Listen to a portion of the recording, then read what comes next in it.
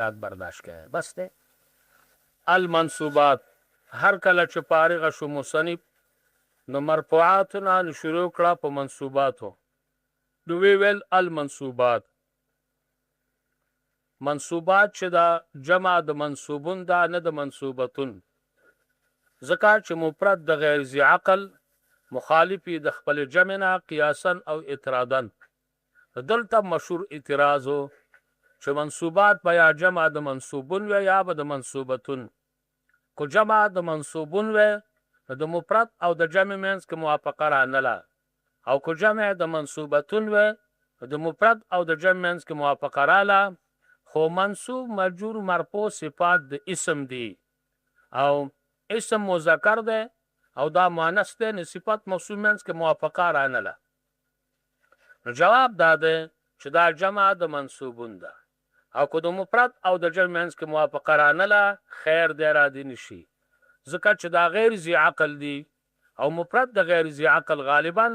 جمع کیږي پالی پتی او دا مخالف د خپل جمع نه قیاسا او اطرادا معنی کثیرا ځکه چې د غیر ذی عقل د مؤنثات ناقص العقل او د ناقص العقل د غیر ذی عقل سره مناسبت شته په کموالی د عقل کې نو په دې وجبانه دا جمع کی پاغي منصوبات دولس دي په دولس کې به مفعول مطلق مقدم کړي نو وهو دا جنس منصوب دا قبیله د دلالت د جمع نه په فرد ما اسم ده اشتمالات چې مشتمل وي على علم المفعولیت فعلامه د مفعولیت اشتمالات چې مشتمل وي د قبیله د اشتمال د موصوب نه په صفت على علم المفعولیت فعلامه د کېدو د شی باندې مفعول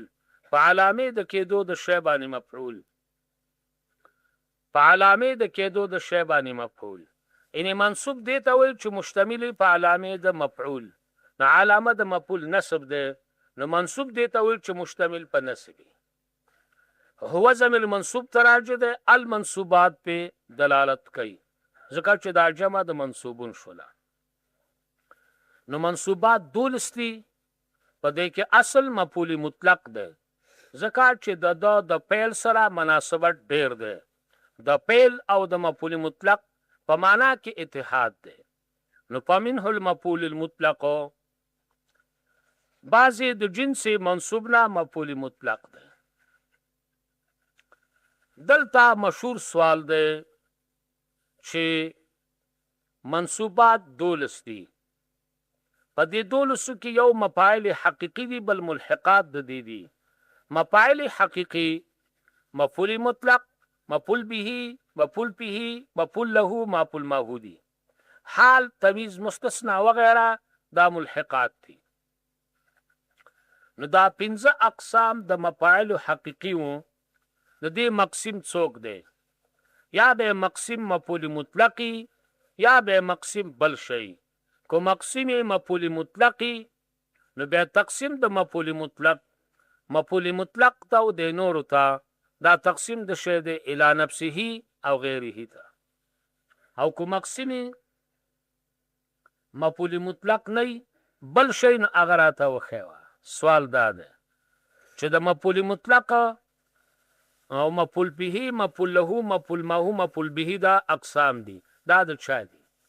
یا با اقسام د مفعول مطلق یا د بل چای کو د بل چا اقسامی هغه وخیوا او کو اقسام د مفعول مطلقی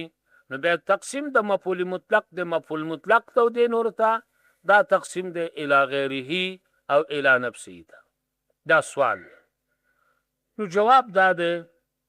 چې دلته زو مقسم مطلق مفعول واما مفعول مطلق نو واما مطلق مفعول واما نو مطلق مفعول مقسم ده او مفعول مطلق او به لهما او اقسام دي او مطلق مفعول ستوي دا یو اسم ده چې ذکر وای پس ته پیلو شب پیل نه او دا پیلو شب پیل بدته مسند نه خود دې پیلو شب پیل بد دې اسم سره تعلقي یو تعلق خاصه دا یو اسم دی چې ذکر به پس د پیل او شبه پیل نه او د دې پیل او شبه پیل به دا پیل او شبه پیل به د اسم ته مسند نه خو تعلق به وسی تعلق خاصه مفعول مطلق یو اسم دی چې ذکر به پس د پیل او شبه پیل نه او د دې پیل او شبه پیل به د اسم ته اسناد نه شوی خو یو تعلق به وسا تعلق خاصه دته وای مفعول مطلق مفعول دته وای مطلق مفعول دا اقسام د مطلق مفعول د مفعول مطلق او د مطلق مفعول په منځ کې څه فرق دی خخت نه راوړي چې بده کې خمل د لشین کما نو هر شی کې یو مطلق شی دی یو شی مطلق دی نو مطلق مخکې کې او یو مطلق وروسته کې نو شی مطلق شی ولته مطلق دعا نه معنی کو دعا مطلق نه معنی مطلق سړی او سړی مطلق کله او کله مطلقه دې کې څه فرق دی نو دا مشهور مسله دا یو به شرط شی دی یو به شرط لا شی دی یو لا به شرط شی دی به شرط شی به شرط لا شی لا به شرط شی طالب سره د کتابونو دا به شرط شی شو طالب بلا کتابونو چې مجرد را روان دی او سره اړول دی او اثر روان دی د کالج شان دا به شرط لا شی دی به شرط لا شی دی او دا طالب چې نو وسه د کتابونو لحاظ دی او نو وسه د نه کتابونو لحاظ دی مطلق طالب دی قطع نظر دی چې کتاب وسشتاو کو نشتا سبق یو کې نه وای دا لا به شرط شی نو طالب مع الكتاب به شرط شی طالب بلا کتاب به شرط لا شی مطلق طالب لا به شرط شی نو مطلق شی لا به شرط لا مطلق شی مطلق بشرط لا شی لا بشرط شی شی مطلق بشرط لا شی دا یو شی دی مطلق شی لا بشرط شی یو شی دی طالب مطلقه مطلق طالب مطلقه او بشرط لا شی یو شی دی لا بشرط شی مطلق طالب یو شی دی نو میری باقر داماد تعریف رسمی د سکی چې لا به شرط شی او مطلق شی څه ته وایي دا یو شی دی چې موجودیږي په وجود د پردما او په وجود د ټولو افرادو او منتفی کېږي په انتفاع د پردما او په انتفاع د ټولو افرادو او جاری کېږي په احکام د عموم او د خصوص ټول نو دا متزلزل دی او بشرط لا شی او شی مطلق دا یو شی دی چې موجودیږي په وجود د پردما او په وجود د ټولو افرادو خو نه منتفی کېږي په انتفاع د پردما بلکې منتفی کېږي په انتفاع د ټولو افرادو او جاری کېږي په احکام د عموم نه د خصوص دا د بشرط لا شی بشرط لا شی دا شو دا د میر باقر داماد چې مصنف د بحر علوم دی داغه تصریح خبره ده یو د تعریف حقیقی نو محقق دوانی اغلی کی چې مطلق شی عبارت ته د ماهیت اعتباری بأي لحاظ ماهیت معتبره بأي لحاظ ماهیت معتبره بأي لحاظ دا د مطلق شی او شی مطلق ماهیت معتبره من حيث العموم ماهیت معتبره من حيث العموم یا شی مطلق نو په شی مطلق کې اعتبار د عموم ده په مطلق شی کې نه اعتبار د عموم شو نه اعتبار د خصوص شته نو ته دعا مطلق نه مانی کو مطلق دعا نه مانی زه مطلق دعا نه منم خو مطلق دعا په ضمن د یو فرد کې چې دعا بعد سنت مسله شو په شو په ځکه چې مطلق شی دا د هر پر سره عین ده او د عام سره عام ده او د خاص سره خاص ده نو د هر پر سره عین ده نو چې د هر پر سره عین دی نو په هر پر چې کوم حکم جاری کیږي هغه په د جاری کیږي لکه یو مطلق انسان دی انسان مطلقه ده نو مطلق انسان د هر پر سره عین دی نو چې د هر پر سره عین دی نو که هر پر موجودیږي مطلق انسان موجود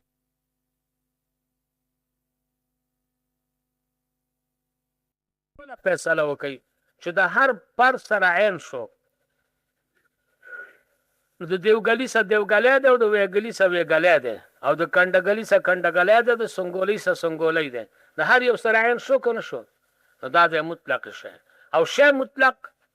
په هغه باندې احکام د عموم جاری کیږي نو که یو فرد منتفي شو دا نه منتفي کیږي په ضمن د بل کې به یې که نه خو چې ټول منتفي شو نو دی منتفي شو نو مطلق مفعول دا د هر پر سره عین دی که مفعول به که مفعول لوي که مفعول مفهوم مفعول فی که مفعول مطلقي او مفعول مطلق عام دی من حیث العموم دی د هر پر سره عین نه دی پوه شو پې دا مشهوره که مثال دی ته تقسیم د کلمې کې دا کلمه به اسمي یا به فعل یا به حرفي نو که یو وي نو تقسیم د هغه ته الی نفسي شو د نورو ته الی غیري شو نو جواب زه کلمه په مرتبه د لا به شرط شی کې وام نو دا د هر یو سره عین دی نو هر یو ته تقسیم کیږي پوه شو پې ښه نو دلته مفعول مطلق منقسم دی اقسامو ته نه مطلق مفعول منقسم دی مفعول مطلق نه دی منقسم نو مفعول مطلق څه ته وایي دا یو اسم دی ذکر به پس ته پیل یا د شبه پیل نه او د دې مفعول مطلق او د دې پیل او شبه پیل اصل معنی به وایي اسان خبره ده دا یو اسم دی ذکر به پس ته پیل او شبه پیل نه او د مفعول مطلق او د دې پیل او شبه پیل اصل معنی به وایي ضربتو ضربن د ضربتو معنی د اصل معنی وهل د ضربن معنی د وهل ضربن او ضربتو په اصل معنی کې یو شان شو زیدون ضاربون ضربن د ضربن او د ضاربون اصل معنی دا وهل پاک یو شو نو مفعول مطلق یو اسم دی ذکر به پس د فعل او شبه فعل نه او د فعل او شبه فعل او د مفعول مطلق اصل معنی وایي څوک دا تعریف کوي دا یو اسم دی چې ذکر به پس د فعل او شبه فعل نه او دا فعل او شبه فعل به مشتمل په د قبیله د اشتمال د کل نه په جز نو فعل مرکب د حدث او د نسبت او د زمانه نه او مفعول مطلق یوازې حدث ته نو فعل مشتمل په د شو د قبیله د اشتمال د کل نه په جز ضربت ضربن شبه فعل مرکب د حدث او د نسبت او د موصوف نه او مفعول مطلق یوازې حدث ته نو اشتمال د شبه فعل په حدث اشتمال د کل نه په جز خان وهو اسم ما مفعول مطلق نوم د یو حدث ده فعله چې کړي د لره فاعل فعل فاعل د فعل خو دا حدث مخکې مذکور صراحتا یا تقدیرا مذکور قبل مذکور د څه حدث چې د څه فعل چې مخکې به ذکري د څه فعل چې مخکې به ذکري یا صراحتا یا تقدیرا دا خوا ټکی بل دې سو لګي ښه مخکې کې ما تیر وتم بمعناه او دا به د فعل سره متحدی په معنا کې یو صفت د فعل مذکور شو بل صفت به معنا شو ضربتو ضربن د ضربن نمخ کې په ذکر شو فضربو ضرب الرقاب فضرب الرقاب قران پاک راځي فضرب الرقاب ضربن مفعول مطلق ده مخ کې عامل لفظ کې نشته هو مقدر ده فضربو ضرب الرقاب صبغه الله ومن احسن من الله صبغه صبغه المفعول مطلق ده مخکې ته نه پیل نشته ده په لفظ کې خو تقدیرن ده اسبغوا صبغه الله خبره ختمه شوه او په اصل معنی کې به وي مفعول مطلق